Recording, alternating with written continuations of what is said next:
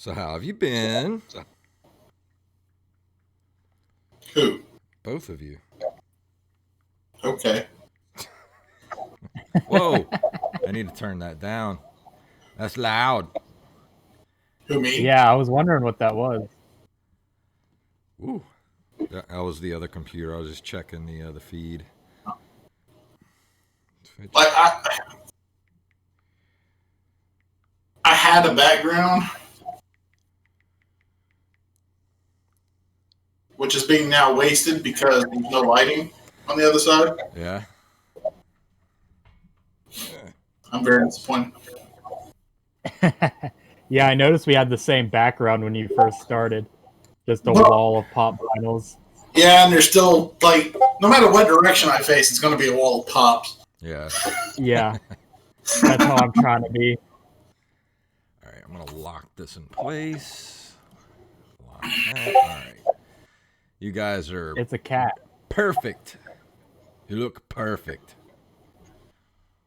I mean, I know. Everything seems to be good. Hey, kitty, what are you doing?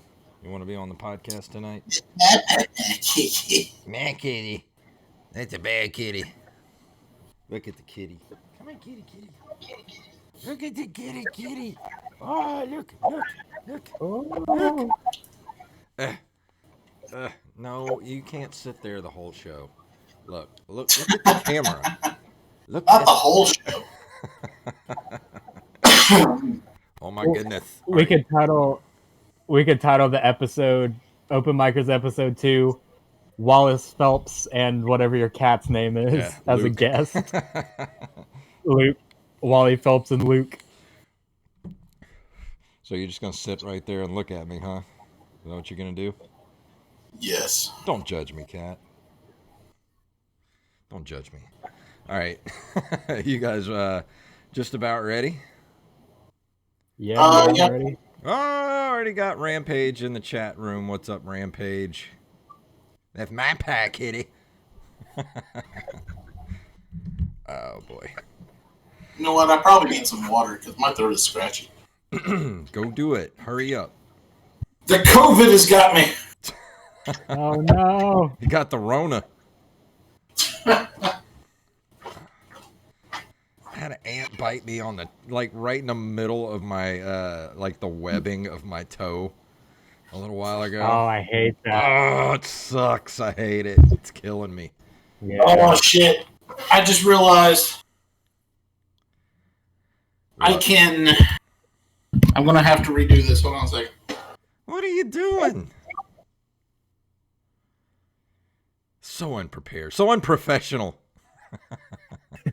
Look, this is the first time I've ever done anything on my fucking computer. Oh, you sound nice now. That good? Let's talk. Ooh. No, I hear you like myself coming out now. You sounded silky smooth a minute ago. What happened?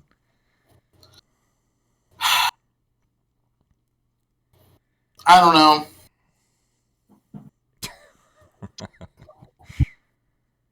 Am I coming out of there?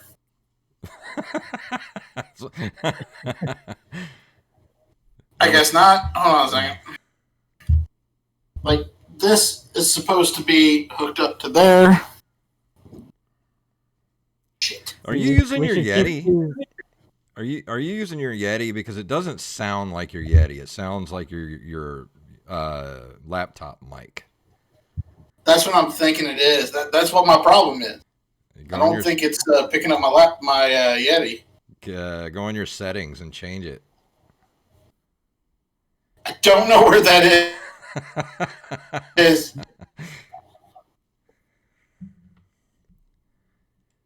That's what I realized. That's why I was like, oh shit, hold on a second. That's why I kind of hoped that you guys would call me earlier. I called you 10 minutes before we were supposed to start. Or 5 minutes, something like that.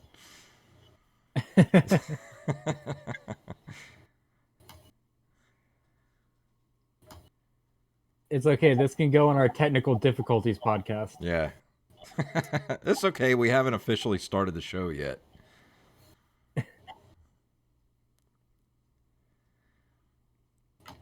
Yeah, Rampage says change default input, ? See, that's the thing. I don't know how to do that. I love how you have people in the chat helping you, like helping us how to podcast. You're on a Windows computer, aren't you? I am. Normally, you plug it in and it works. That's the problem. I'm on a Windows computer. Windows is for suckers. Windows is for people who actually want to do shit on their computer. Yeah. Yeah. You're outnumbered. Not me. I like my Apple products. Because I like shit to work. The problem I'm running into here is that I can't tell. Ah, here we go.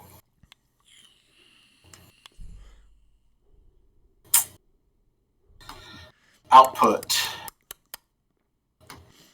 That's it. All right, say something. Hello, hello. Check 1, 2, 3. Hi. Hi. Shit, it didn't work. Hold on a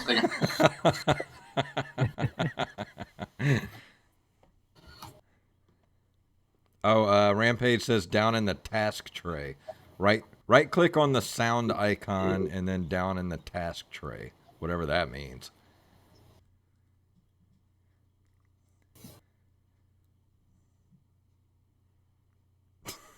And I'm looking at that.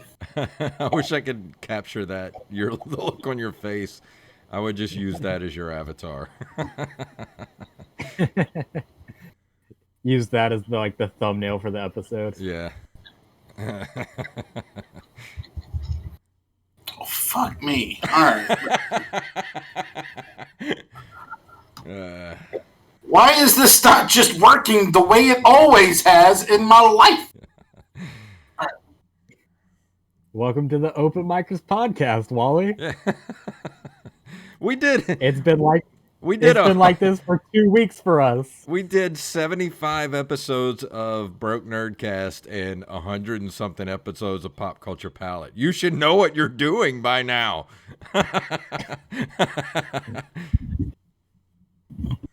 It should. Yeah, Rampage said, did you plug it after the call was initiated? No. Oh. It was plugged in. Go in Discord under the little, under user settings right next to your little name there at the bottom left. Click that. Yeah. User settings. Go to voice and video. Voice and video. Let's see. And your input video device. You motherfucker. Was that it? Testing. I mean, it still sort of sounds like you're using. Hold on. Do that, and talk into it. Hold on. I figured it out. Testing. Hello? Hello? Can you hear me? Yes. Okay, is that any better? Yeah, it's good. I think that's the microphone because you sound a lot clearer now. Okay, because the computer had the Yeti set up. Yeah. But when I went into fucking Discord, it had my computer settings still. And I'm like, what the hell is that about? Rampage says, did you try turning it off and then on again? Did you try turning it on and back off again? Okay. Hold on a second. Let me get it. All right. And test. Good. All right, boys. I think we're good to go now. Do I have to save this or is it going to revert back?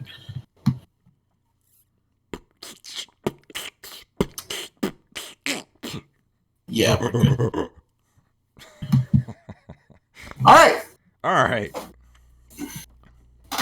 All right. Let's do this. We're only 7 minutes late. Like every other open mic. All right, here we go. In 3, 2, 1. It is the Open Micers Podcast Episode 2. I guess I could play some music here. Some of that smooth metal. Yeah. Listen to it. Throw up the devil horns. Yeah. My name is Jason Robbins, and my co-host is Jacob Craig, motherfucker. Yeah. And we have an old friend and one of my best friends on the planet, award-winning comedy writer himself, Mr. Wally Phelps. Hello. Hi. How are things? I'm going to start off with a rant tonight, guys. You ready? Beautiful. Here we go. So, we get the stimulus check. Have you guys gotten your stimulus check yet? Yes. Did you? I'm not getting one. I'm in you're college. Oh yeah, you don't pay taxes because you're worthless. I fucking filed taxes, and they said I wasn't eligible. Wow. Well, I got my $1,200 stimulus check a few weeks ago, and the minute I got the check, my stupid car said, "Oh, wouldn't it be great if your passenger window motor went out?" So, okay. Because I was thinking, $1,200. I'm going to go get... I've been wanting a TV for my bedroom. I have an old CRT television that I play my games and my old retro games and stuff on.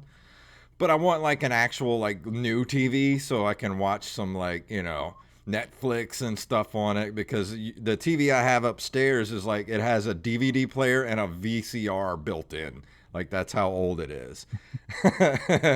And it's a nice TV, but it's not flat screen. It's like, it's old. So I wanted a new TV, and I was just thinking maybe I could go to Walmart or something and get me like a 32-inch, $120 Vizio. That would be nice. A little Vizio smart TV for the bedroom. I'm like, that would be cool. So I get the stimulus check, and immediately my freaking car says, "Oh, I'm going to go ahead and break the motor in the passenger side window." Guess how much that cost to fix? Just take a guess. $1,200. $1,200. Close. $650. That would be the irony. $650 to get fixed. So I'm like, okay, I'm not going to panic because I still have a little over $500 left. I can still go get a TV and have a little bit left over as like a nice little cushion for things that, so I wouldn't have to worry about money so much. Guess what happened a few days ago? My fucking car said, "You know what else would be great? How about your right front tire anti-lock brake system sensor goes out?" You know how much that cost to fix today? $427. Fuck you, car. I fucking hate you. I'm gonna drive you off a motherfucking bridge. That's what's gonna happen. I'm so angry right now. Like, Murphy and his law can just go, like, kiss my ass, man. Seriously. Rant over. Well, I guess you could, I don't know, go fishing, chop some trees, sell some stuff to the Timmy and Tommy. If only I could go pick up sticks in around the apartment complex. Maybe catch some snails, a couple of butterflies, and make like $500,000. That'd be great. Right. But no, real life doesn't happen like that. I'd rather go play Chores, the video game, which is what Animal Crossing is. Don't you want to give me $250 for 10 pairs? Yeah. Here are 10 sticks. Here's a bundle of 10 sticks. I'll take $400, please. Here's a bag of weed. Yeah. Could you please? Oh, please God. take these off my hands. So how Man, is you know what? Somebody should make once you can do this. Start going into pawn shops with like clumps of weeds and shit. Yeah. Oh man. Can I turn some turnips in for $500 each, please? Just walking. So, what are your turnip prices today? I want to walk into Haney's pawn shop in D'Iberville. Be like, "What are your turnip prices today?" I would like to trade some turnips for a Glock. So let's start off with our guest. Wally, how has your week been, my friend? Oh, it's been rough. Yeah. But it's it's getting progressively better, so that's good. That's good. I mean, I've been working. I work from home now, and which is great because I don't have to wear pants, and it's or shower, brush my teeth, use deodorant. I don't have to eat healthy, fit in and out of my car. It's pretty nice. And I haven't been doing that much driving lately. All I have to do is just go to work. Like, it's like literally a quarter mile to work, and my car is falling apart. What is happening? Right. Well, okay, I'm going to tell you this. All I do is grocery pickup now. So anytime I'm on the road, that's what it is. And the last grocery pickup, I decided, you know what? I'm going to check and see whether or not there's a better selection at the Pops Ferry Walmart neighborhood market. And there is. Pro tip. And I'm driving there, and on the way back from Biloxi, check engine light.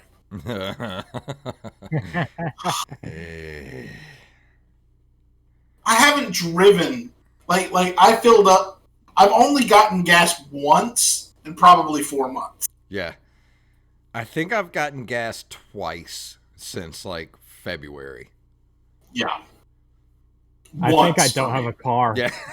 How many times has your mom filled up, Jay? I'm getting gas. I don't know, man. Hey, I'm too fucking poor for a car, dude. College is rough. I know. College in 2020, people give millennials a lot of shit, man.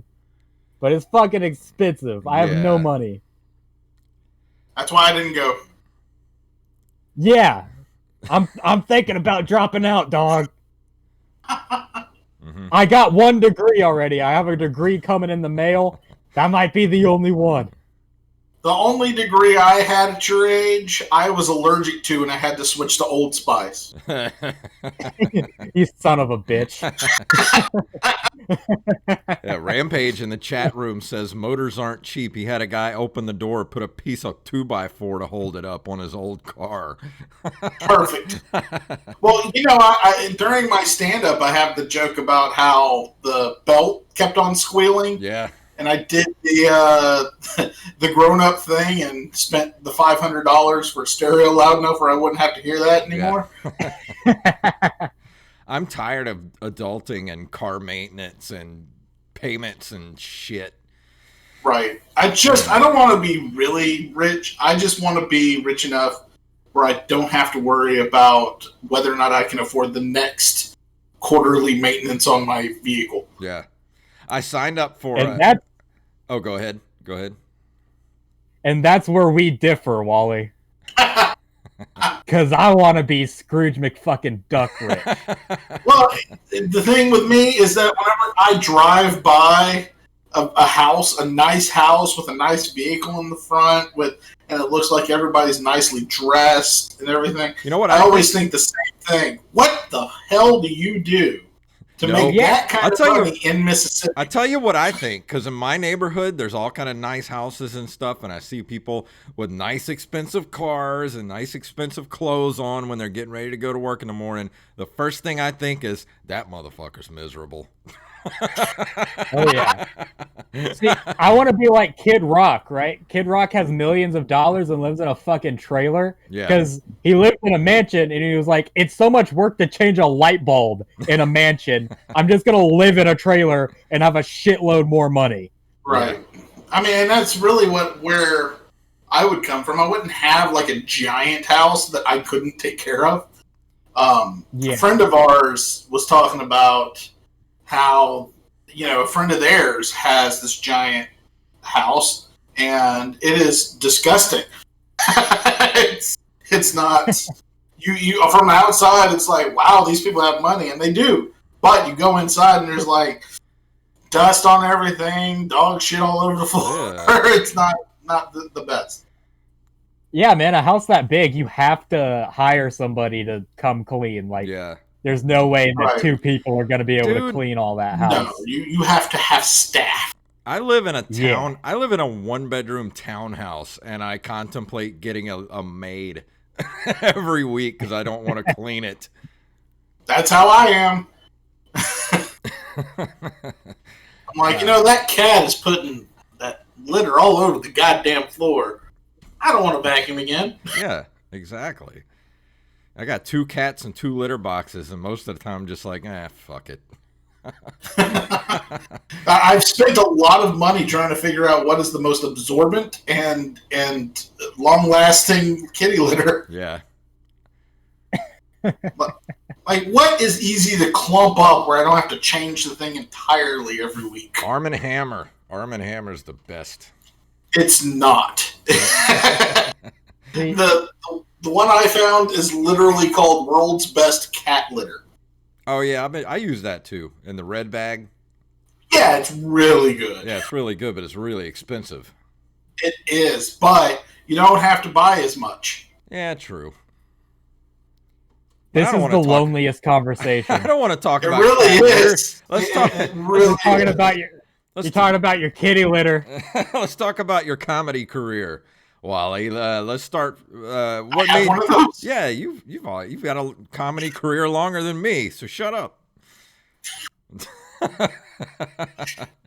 So, what inspired you? Because we both tasted a bit of comedic success with Monsters Anonymous, and we won some best comedy screenplays and all that kind of stuff for short films and all that kind of stuff. So that's where the award-winning comedy writer Wally Phelps comes from. Is that we both wrote a movie and it won some awards and it felt good. So, and tell everybody where you kind of got your start. Well, I mean, so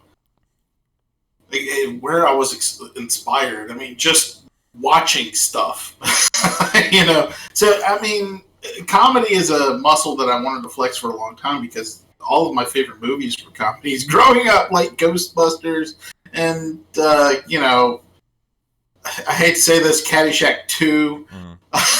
Not the first one. Second one. And just comedies in general. But as far as stand-up is concerned, Jerry Clower. I used to like Jerry Clower, too. Right. He was a huge influence on young Wally. Bill Cosby, which I feel bad about now. Yeah. That Chasing Cosby podcast is a tough sit, fellows. The first special I think I actually sat down and watched was Bill Cosby himself. Mm-hmm. And for the longest time I thought, well, that is what comedy is. Somebody sits down and tells you about their life and it's funny. Yeah. And then my dad was buying those Jerry Clower's tapes from gas stations, and I didn't realize that was the same thing until much later, because it's a totally different style. Yeah. And that had me going out and looking for other examples of that. So whenever it was hard whenever we were younger to find stand-up comedy in this area because we didn't have live shows or anything like that. So whenever Comedy Central started, those Comedy Central Presents and things of that nature, that's when you started watching, seeing other comedians that you never would have seen before, and you're like, okay, so this is a thing people get paid for. This is a job. Yeah. And that's where I came up with the idea, I want to do that one day. And like I said, I live here, so there was nothing around that allowed you to do that. There were no open mics, and if there were, I never heard of them. And I also was unaware that you could actually go out and make them. I was unaware that it was an option to go out knocking door to door saying, hey, I do comedy, will you let me do comedy? Because I'd never done it before. I wasn't going to be that bold. And one day I think you saw at first a message saying, hey, the Irish Coast Pub is doing an open mic. Mm-hmm. Yep. And I said, you know what, let's go check it out, see what it's like. And we went up there, and I didn't expect to go up until you said, I didn't drive all the way to Gulfport for you not to do comedy. So completely unprepared, I went up and did 3 minutes. Yeah, but you did great though. I did, and that was what really was like, I had nothing prepared. I went up, which is how I do stuff now, Yeah. If I have something new, I'm just like, that's funny, I'll mention it on stage, see how it works. But that was the first time I ever did anything. And it was a really good open mic. There were a lot of people there. Derek Copswell was the host. And we got like a group photo at the end. And people were asking me how long I had been doing comedy. I'm like, it was great. I felt like I was a part of something bigger. So I kept going. Yeah. And so that's really the humble beginnings, so to speak. They're still humble. So in a lot of ways, Jason is responsible for your start in comedy.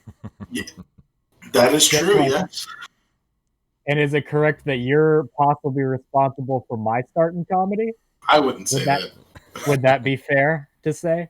I would say it's really Mark's, because it was his shindig.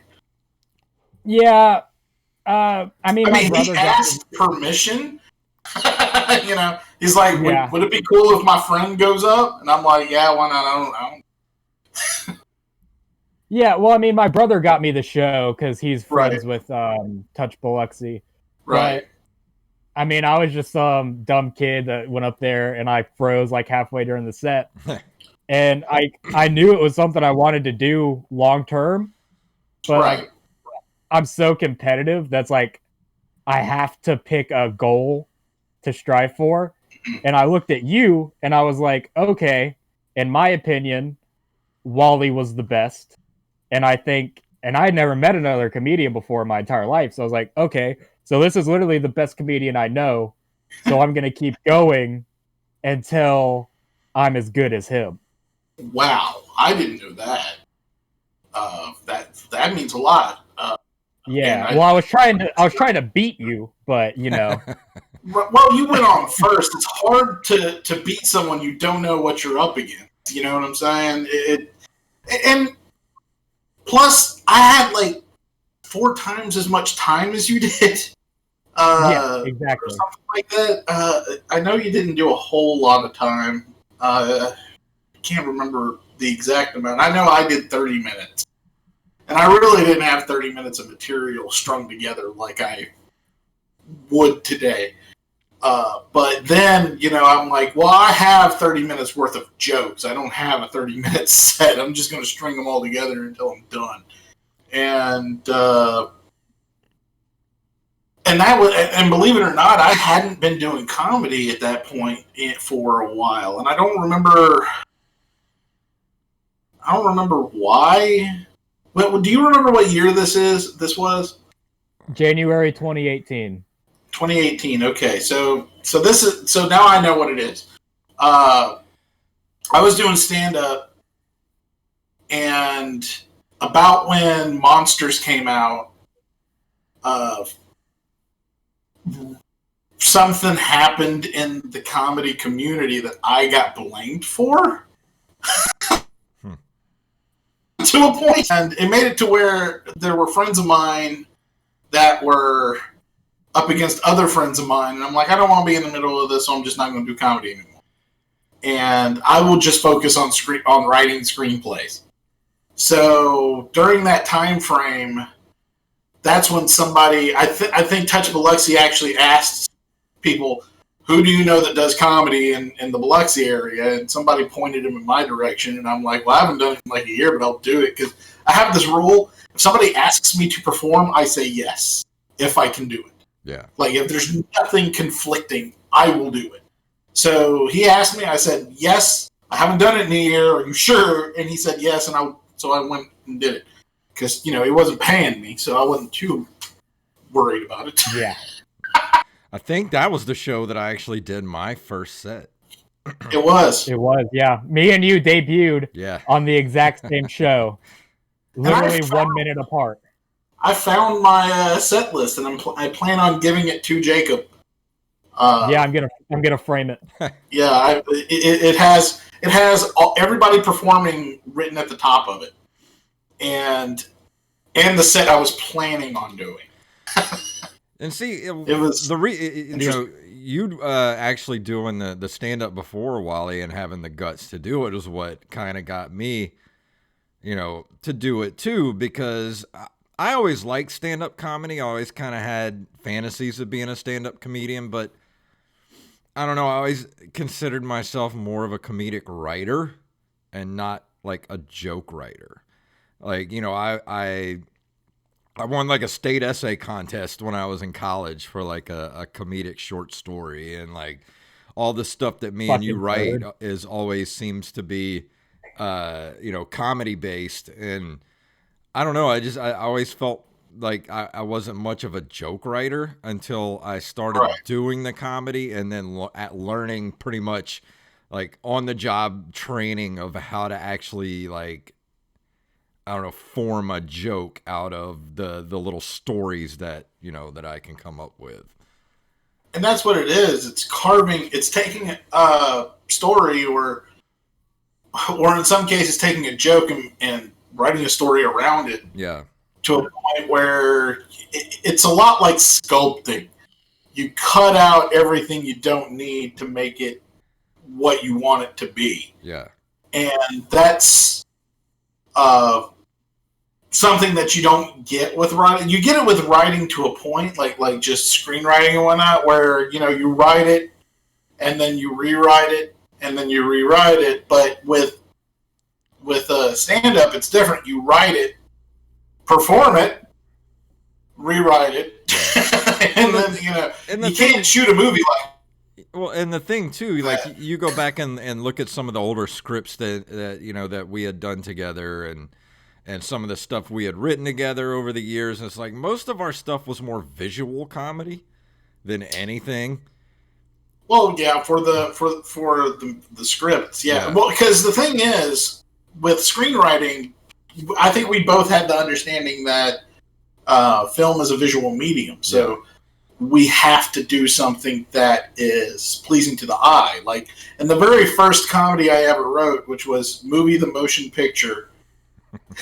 Based on the novel book, the official novelization of Movie the Motion Picture, now a major motion picture.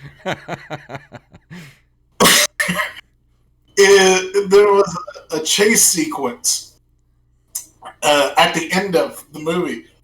Actually, no, it was at the middle of the movie where we're being chased by the cops and the bad guys. And we stumble upon a car show where they have all of the classic movie cars just on display, and we steal the General Lee from the Dukes of Hazzard. And we are being chased by the Batmobile, the Back to the Future DeLorean, the Ecto-1A kit, and about 70 police vehicles. In the middle of the chase sequence, the Back to the Future car hits 88 miles an hour and disappears. And as we're driving, the song The Next to Be With You by Mr. Big starts playing on the radio. And the chase sequence just stops, and it turns into this elaborate dance sequence with the cars, with all of us singing Mr. Big's Just to Be the Next to Be With You. And then as soon as it's over, it's like nothing happened. The chase continues. A train is going across. We're going to jump the train because we're in the General Lee. And, there's this whole conversation like, we're going to jump the train. We're not going to make it. Yes, we will. I've seen this show a dozen times. But the Duke boys didn't have 400 pounds of me in the back seat. And, and then they try to jump the train and they land on top of it, and the train carries them away. And everybody's like, holy shit, the train just carried them away. And as they're doing that, the Back to the Future car comes back and crashes into a tree in the background. And none of that would work if I just tell the story on stage. Yeah. You know, that's not how that works. But if you watch that in the movie, I think that it would be very funny. We were gonna, and you didn't have the budget to make this. Yeah, I was gonna say it was gonna be the most expensive movie ever made at that point. Honestly, that was the most expensive part. That and crashing the plane into the pizza restaurant. Then we were gonna make a second movie called Sophomoric Effort Doomed to Failure. Yes. The sequel to Moving the Motion Picture, now a major motion picture, you know, all that. Good stuff. Yeah. But it's so much different writing, you know, comedy stories, like comedy short stories, comedy scripts, and just, it's a whole different animal writing jokes. And I don't, what kind of, like, I want to ask you, especially you, Jacob, because you come up with probably the most egregious jokes out of the three of us. What is your process for joke writing? Do you come up with a punchline first, or do you just kind of have an idea, or like what's the process? Everything, man. Like, I mean, you can do it any way. Like, sure, if you come up with a cool punchline, like Dave Chappelle does that. He did it in one of his specials where he'll like put impossible punchlines in a bowl and create a joke to get to that punchline. But with me personally, I don't know, my brain's like real fucked up, and I just come up with weird ideas that I think would be funny, basically. I don't know. I have like an entire memo in my phone that's like a mile long of stand-up ideas that no one's ever going to hear, probably. Right. And that's one of the things, that's one of the hallmarks of stand-up, I think, is the notebook full of shit that looks like a serial killer's manifesto. Yeah. You know, a bunch of disconnected thoughts and ideas that might go somewhere but normally doesn't. You know, it's I wish I knew where mine were, because that's not how I write anymore, and I probably should, because I know that I'll think of something that I think is funny right before bed and completely have it out of my mind by the next day. Yeah, because I tend to use like, you know, just like the Moleskine type journals, and they're just filled with the insane ramblings of a weirdo. Like, when they find these books after my death, they're gonna think I was just completely insane. I was looking through my one of my notebooks to see how messy it was. Guys, I'm clean as fuck. I'm sorry. I'm so good at this stand-up thing, dude. I don't cross anything out, you know? I know. Sometimes I'll read a line or a punchline or something and go, where was this going? What is the point of this? I did that the other day, dude. I've been writing bits like crazy since this thing started. And this was like towards the end of my memo. So I did this recently, like within the last couple of days. And it was literally gibberish. Like, I had no fucking idea what I was getting at. I have done that so many times over the last year or so. And have you guys seen that Seinfeld episode where he wakes up in the middle of the night? Oh, dude, there's this one great episode of Seinfeld where he wakes up in the middle of the night and writes something on a Post-it note. Like, he wakes up, laughing, and he writes it on a Post-it note and leaves it on the dresser. He wakes up the next morning. He's just like, "What does this mean?" And I'm like, I do the same thing. Like, I'll write these little, like, something will hit me as funny, like at work or something, or like even in the middle of the night, or like just whenever, and I'll like put it in the memos or I'll write it down or something and come back later and I'm like, I have no idea what this means. It's just like it's just like some sentence that's just like a non sequitur. It's just like, what is this? I literally did the same thing the other day, but on Facebook. Like, I am half asleep. I'm going to sleep. And I posted on Facebook just like this random thing. And no one commented or reacted, which is weird. Because it just was so, like, what is this? It was about softball. And the idea is that this, like, a super villain who coaches Little League softball for his daughter. That was the idea. Because I'm like, there are those super serious dads who are like, if you don't play to win, why are you playing type of guy. Yeah. So I'm thinking, wouldn't it be hilarious if that was Skeletor? We are going to destroy them this evening. That kind of thing. You boob. You boob! They were running the third! Oh, man. But we're actually getting up to the end of the show, guys. We've been hauling ass in this one. Yeah. And was there anything else that you wanted to bring up, Jacob, before we leave here tonight? Are we supposed to do our top 5? Yeah, supposed to do something we are. We'll do that at the end, but I wanted to talk about what you're writing and working on right now, Wally, during the quarantine. Oh, well, so I bought a new computer specifically to start writing, and like the day I got the computer, I finished the Nest Egg, which is a kind of a crime. The way I was writing it, we wanted a Breaking Bad if everyone's an idiot. Yeah. And yeah. So that's what I wrote. And like a few people have read it. Jason has read it, and I let another friend of mine read it because I'm like, is it like I did this in like 3 hours? Is this okay?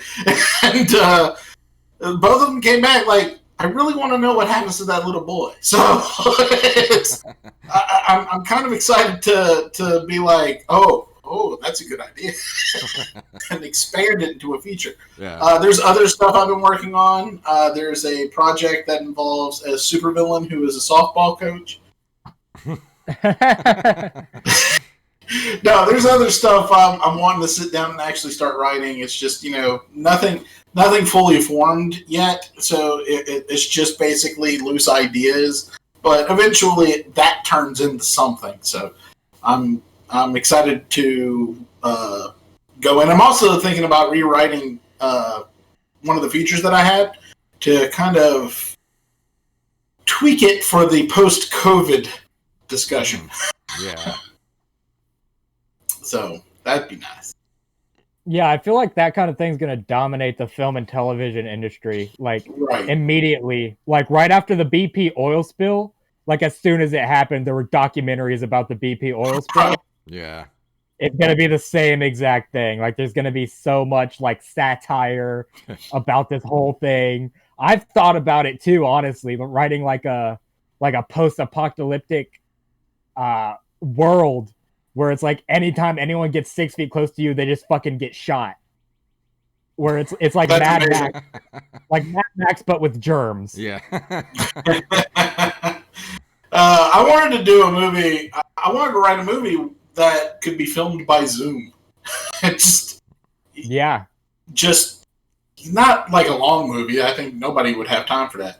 But a nice short that's funny, and I've seen a couple of really clever things. There was on the BBC page. They had oh god, I can't think of his name.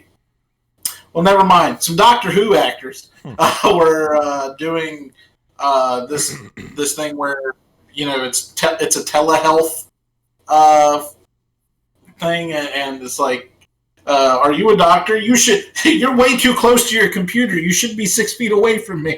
It's like, that's not how this works. Stuff like that. It was pretty funny. So I was like, you know what? I'd like to write something like that. See how that goes. Yeah. Ooh. Ghost. Ghosts. So what what top 5 were you guys doing tonight? Because I didn't even know.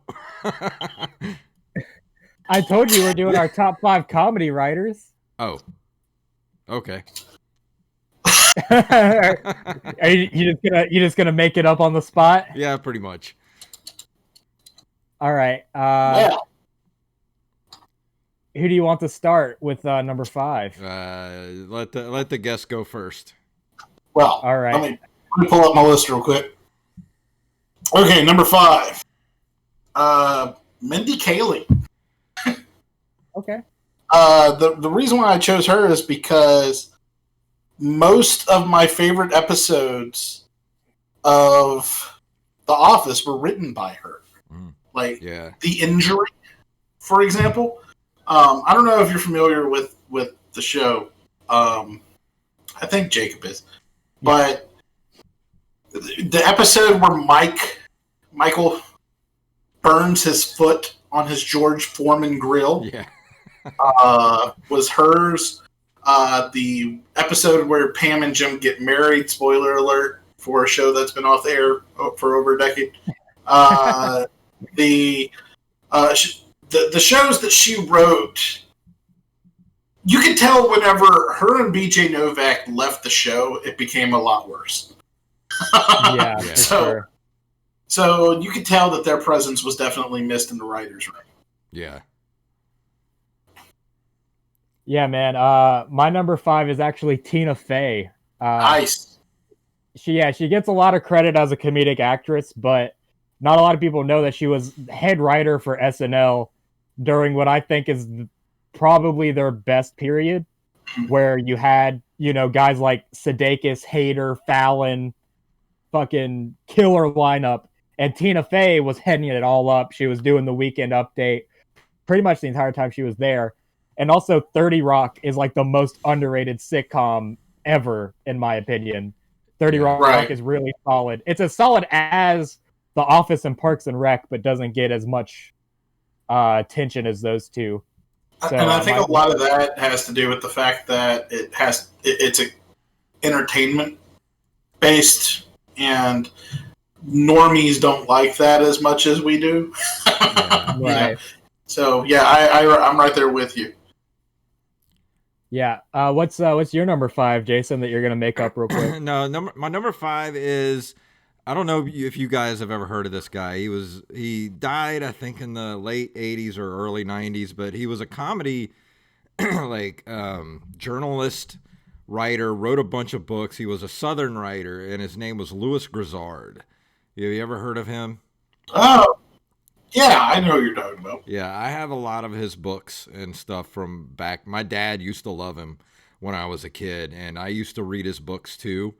And I still remember a lot of the you could go to. Do you remember Walden Books and stuff like that back in the mall when you were a kid? Well, I remember going there like one Christmas to get some books or something, and they were giving away free Louis Grizzard like soft cover little books that he was giving away, and I remember I read those cover to cover a bunch of times when I was a kid, and I read a bunch of his other books that my dad had. So he's just a Southern writer. If you've never heard of him, go check out some of his stuff.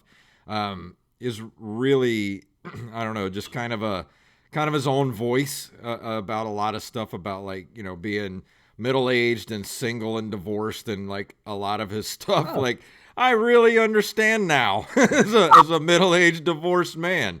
So, like I really liked his stuff. Yeah, that makes a lot of sense. Yeah. Well, now I feel like I should have put Dave Barry on my list, but I didn't. Big Trouble was a really good book, but the movie's garbage. Yeah. My number 4 is Kevin Smith. I love Kevin Smith. Yeah. I would lick his butthole. No, I wouldn't. That's not true at all. No, he's one of the reasons why I got into comedy to begin with. Also, after watching Mallrats, I remember saying to myself, I could make a movie like this. And I tried. And it even had Brian O'Halloran in it, just like Mallrats did. Yeah. And it was just a relentless number of movies that I really love that are really funny. But not only that, but the Clerks animated series is one of my favorite pieces of animation. The whole I know who's driving? Oh my God, Barrett's driving. How can that be? Yeah. Now he didn't write that part, believe it or not. But the one of the most hilarious episodes is where the deadly Motabo virus was supposedly, and they had to quarantine the Quick Stop, and the scene.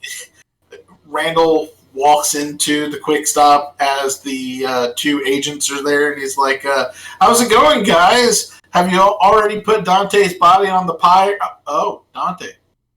You're alive? You're alive. Thank God. Thank God. It's just, I say that so much. Oh my God. You're alive. Me and Wally say that stuff to each other for the last 20 years. Like, oh, Wally, you're alive. Thank God. Thank God. You guys are so fucking old. Right, we are. So what's your number 4, Jacob? My number 4 is Larry David. Yeah. I'm not really a fan of Seinfeld. Like, I've watched Seinfeld. It's okay. I've never seen Curb Your Enthusiasm, but I respect the drip. I understand that Larry David is one of the best comedy writers to have ever lived. Right. So even though I don't enjoy his work personally, I understand he's one of the best in the game, and I can't hate on him for it. So my number 4 is Larry David. I was going to save this one for higher up, but since Wally already said it, Kevin Smith. Like, I love Kevin Smith. I love his movies. I love his books. Love his podcast. Love his stand-up, all that kind of stuff. So he's really prolific and a voice of, mine and Wally's generation. The Gen Xers. Yeah, 80s nerds. Yeah. I'm a Zennial, thank you. Well, I am too. I was born in 80. Thank you. So what was your number 3, Wally? Number 3 is Mel Brooks. Yes. Mel Brooks. Wow. I don't even know if I have to even talk about it. Why are you copying mine?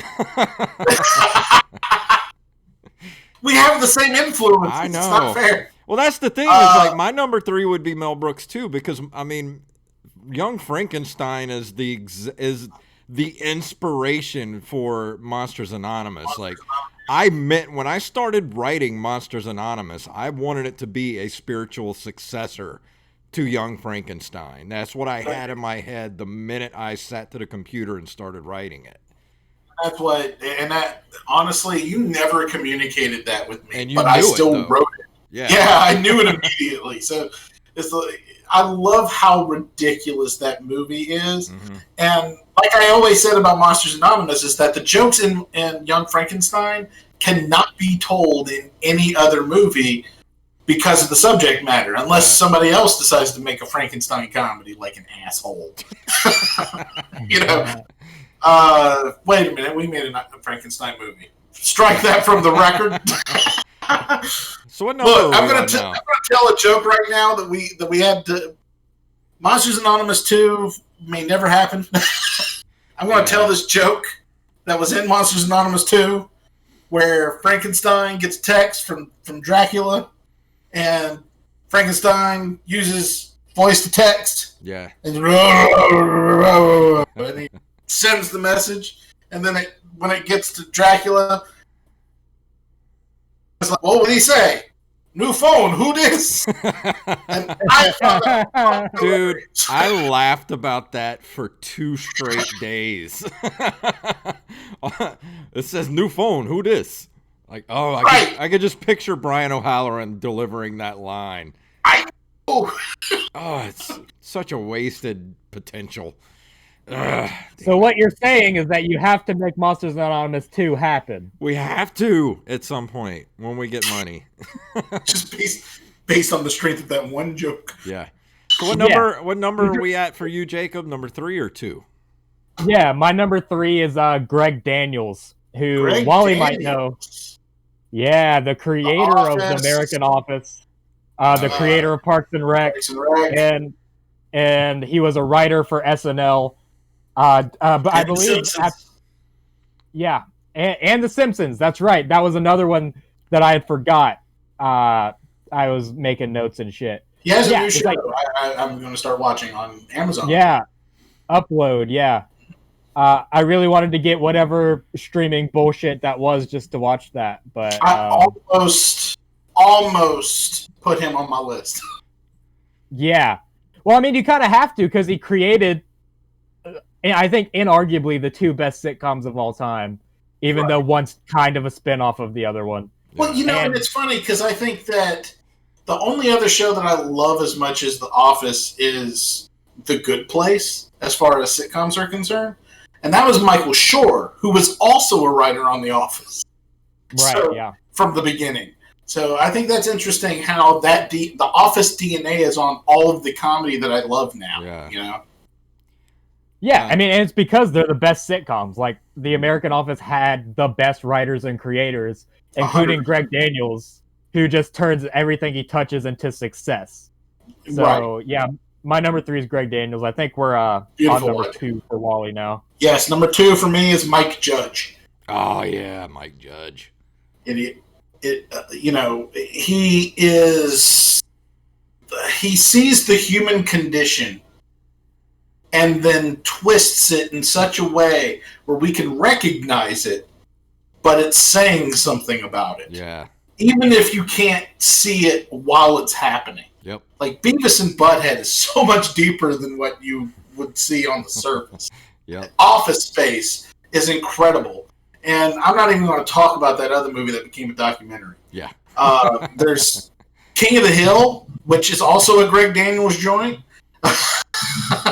And it's just, he is so good at making social commentary look effortless and as if it's not even there.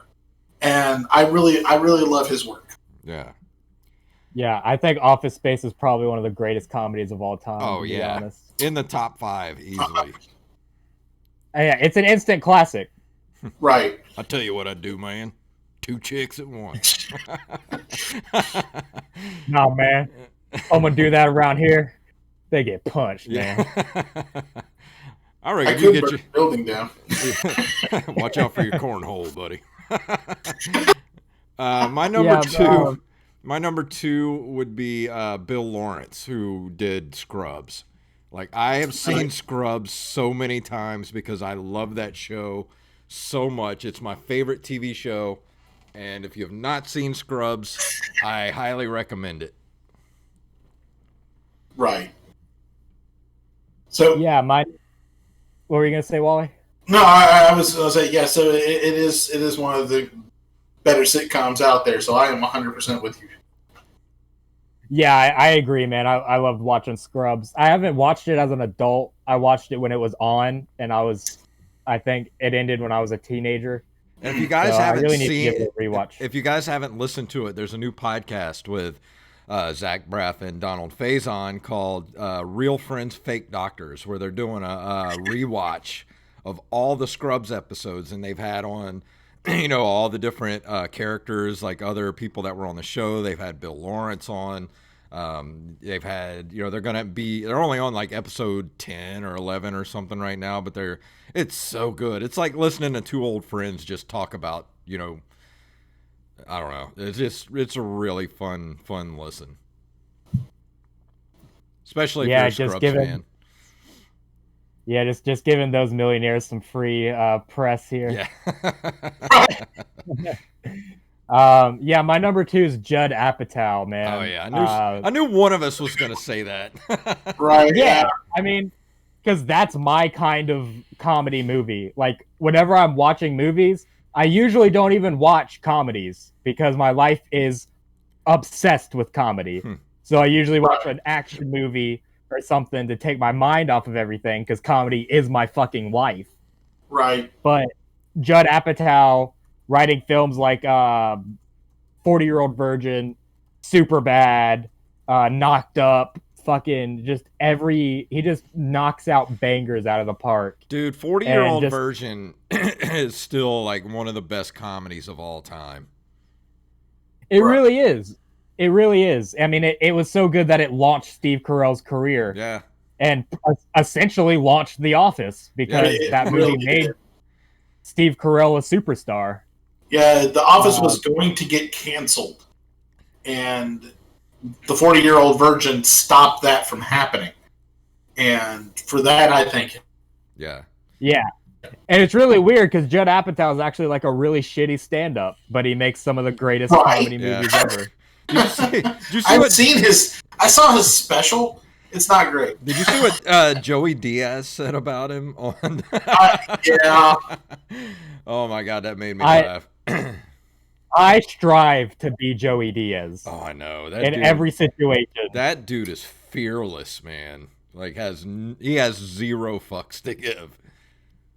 Yeah, for sure. All right, so we're on to number 1. Wally, what's your number 1? Can anybody guess? Wally Phelps. Dan Aykroyd. That's right. No, I'm kidding. You are very close. Robert Zemeckis. Oh, Harold Ramis. He was going to be my third pick. Harold Ramis, of course, Ghostbusters. He's the guy that made it funny. But you also got to look at Caddyshack. You got to look at Groundhog Day, which I think is one of the greatest movies of all time as well. Meatballs, Stripes. He is a brilliant screenwriter. Stripes is one of my favorite comedies. That's the facts, Jack. Yes. My favorite line in the movie is like, "Are either of you men gay?" "No, sir, but we are willing to learn." Oh no, he's like, "Are either one of you homosexual?" "No, sir, but we are willing to learn." That was like my favorite line in the movie. It's just he came out of the Second City as a sketch writer, and he was up there with the masters like Martin Short, Catherine O'Hara, Rick Moranis, John Candy, and he was basically writing for all of these brilliant people. So he had the tools behind the typewriter at the time, anyway, to make these people even funnier than they already were.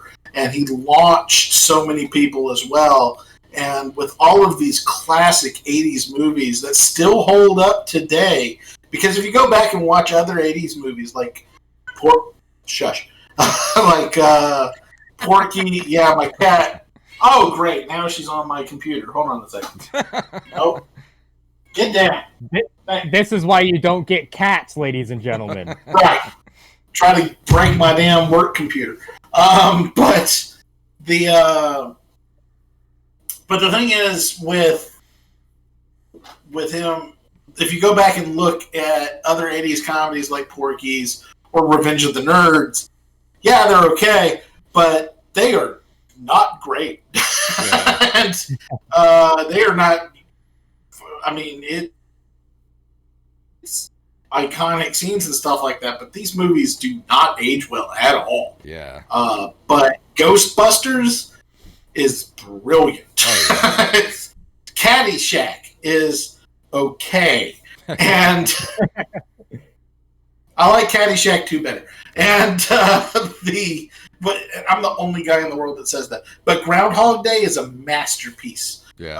Of cinema, and he wrote and directed. He was, and he directed an episode of The Office. So there. Yeah. So what about you, Jacob? I wonder. Yeah, I wonder if he would have not made that movie if he knew that it would get ripped off by every TV show ever. Oh yeah. Right. Because every show has a Groundhog Day episode where the main character is just stuck in a time loop. And then there's the show Russian doll that just made that the show. Yeah. You know, I watched the first episode of that and I was like, I don't know if I like this. You know. Yeah. So if you're listening, Netflix, fuck you. Fuck you, Netflix. Natasha Lyonne, I blame you personally for this. And fuck you, Natasha Lyonne. But Analyze This is also one of my favorite movies of the early 2000s. I mean, it's Harold Ramis, I think, is kind of slept on because people don't realize how much of an influence he was to people. Yeah. And I when he died, whenever he passed away, I literally wanted to leave work. I was so distraught. I felt it was almost like I had heard my dad had passed away. It was bad. It was a bad day. That was how I felt when Neil Peart died. Yeah, I was because that's how I felt when Stan Lee died. Right. Yeah. See, I mean, it's one of those things. There's only 3 celebrity deaths that ever hit me like that, and that's Harold Ramis, Stan Lee, and I can't think of it. I wanted to say Snape. That's not his name. Alan Rickman. Alan Rickman. Right. I'm like, no, fuck you, Wally. Alan Rickman deserves a name. So, but yeah, Hans Gruber. Bill Clay. Hans Gruber, the Metatron. Yeah. Clay. Yeah. He was Bill Clay. So what about you, Jacob? What was your number 1? Yeah, my number 1's Mel Brooks. I think Mel Brooks is the greatest comedy writer of all time. Yeah. I mean, you look at films like Robin Hood Men in Tights, Blazing Saddles, Spaceballs, and it's such little comedy in it. You know what I'm saying? Just the little lines that just put you on the floor laughing. And like in Robin Hood Men in Tights, where they go by and whip the hands, and then they all come up as a middle finger. Yeah. Like it's some of the best comedy I've ever seen in my life. And I was watching those movies when I was like 7 years old, so that's probably why I'm a comedian now. Yeah, because my mind just got corrupted that young. But I remember my parents buying Robin Hood Men in Tights on pay-per-view, and and I loved it. My parents thought it was a waste of money. And, I'm like, but he's making fun of Robin Hood and the tropes of the genre. I don't understand what's not funny about this. My parents just did, they were kind of a surface level type, and it's like whenever they pulled out the script, wait a minute, I'm not supposed to lose. And he starts flipping through the script. Fuck, that was funny. And specifically just shitting all over the horrible Kevin Costner Robin Hood with Carrie Ewell saying, "Oh, I can actually do a British accent." Right. That is a wild pig. That is a wild boar. Yeah. And Dave Chappelle's first major film role was Robin Hood Men in Tights. It's like, hey, Blinken, did you just say Abe Lincoln? I ain't say no Abe Lincoln. I said, hey, Blinken. That's good shit. Oh, when Dave Chappelle was shooting the arrow to save Robin, and it hits the rope, and he falls down from the gallows, and he's like, "That was an amazing shot." Tell you the truth, I was aiming for the execution. Yeah, that was good stuff. For my number 1 is gonna be Mr. John Hughes. I mean, how could you not have John Hughes on a favorite comedy writer list? I mean, some of the best movies of all time. I mean, I knew you would have it on there, so I didn't put it there. Planes, Trains, and Automobiles, Weird Science, Ferris Bueller's Day Off, The Breakfast Club. I mean, some of the greatest movies of all time. He's got to be the number 1 on my list. I mean, that list of credits is ridiculous. Yeah. I mean, there's only a couple of stinkers on there. Like Not Curly many. Sue. Yeah, You yeah. Vacation, the vacation movies. I mean, let's see, what else did he have? Let me look on here. Dude, he did a Wonderful World of Disney episode. I didn't know that. This man's going the extra mile by having his Wikipedia page Yeah, up on his other computer. But yeah, I mean, I love every single one of these movies. I mean, I watched Planes, Trains, and Automobiles every year for Thanksgiving. I watch Weird Science all the time because that's probably in my one of my top 10 favorite movies of all time. And like, I don't know, The Breakfast Club was kind of I don't know, a very formative movie for me, especially as a young kid. And even to this day, I think it still resonates with young kids because it just captures what it's like to be a teenager so perfectly. I mean, they really need to update it. But yeah, I agree. I mean, yeah, there's the argument for why remake stuff, but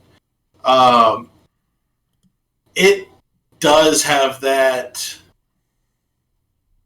timeless quality to it to a point. You know what I'm saying? Yes, there are parts of it that's of its time, but and that's what I was talking about a second ago, where I'm like, there's some things that's kind of cringy, but at the same time, the overall message of it is as relevant today as it was whenever it was released. So I'm right there agreeing with you. Yes. Well, and Uncle Buck is amazing. I'm Harry Moley's wart. Home Alone. Home Alone is my little girl's favorite movie of all time. And that's a John Hughes film. Yes, it is. It is. And I like that movie, too. I love that movie as a kid. It still holds up as an adult. Man, those guys would have been so dead. Yeah, they would have. Or horribly injured. Right. But that brings us to the end of the episode, guys. I think Jacob may be frozen because he's looking at me all weird in Discord. Reproach. He caught a loach. It's looking at me with reproach. That's so funny. Yep, he said Discord just crashed, so I'm going to go ahead and end the episode here. And, yeah, thank you, Wally, for joining us here on Open Micers episode 2. I hope you it's been nice being on a podcast with you again. Yeah, it's been too long. You know, I'm glad I got this computer so it could be possible. Yeah. So thank you, the government. So thank you guys for watching us in the Twitch on Twitch tonight. I think this is going to be our home instead of Facebook Live. And go check us out on Facebook, Open Micers Podcast. And we're going to have a Twitter up really soon, too, so you guys can follow us over there. And if you want to listen to the audio version of this, it'll be up on our SoundCloud at Open Micers on SoundCloud. And I'm going to have it up on iTunes really, really soon. So thank you, guys. And we will see you next week with our guest will be Mr. Eric Paul Scarabin. So good night, everyone, and we'll see you next week.